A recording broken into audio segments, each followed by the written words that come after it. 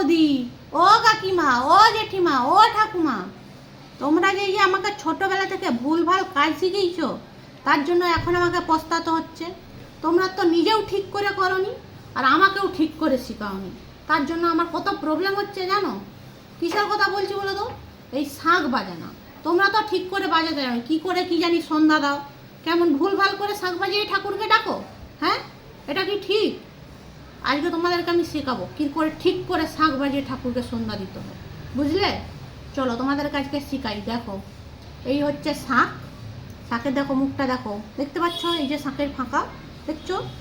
আর দেখো, গালে হাওয়া ভরবে নি, গালটা ফুলাবে নি, ঠিক আছে? গালটা চুপসানা থাকবে, এরকম এরকম না, গালটা থাকবে।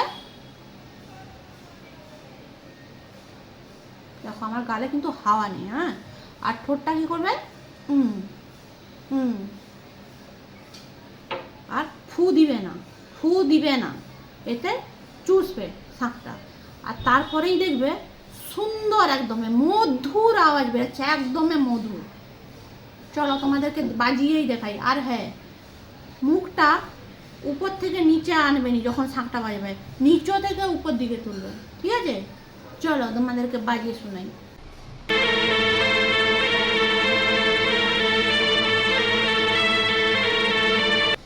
এইভাবে বাজাইবে কিন্তু, বুঝলে? এইভাবেই বাজাইবে, তাহলে দেখবে ঠাকুরও তোমার শাঁখ বাজানো সুরসুরে নেমে আসবে, সুরসুর করে উপর থেকে, ঠিক আছে? চলো আবার পরে পরে কিছু নতুন কিছু শেখাবো।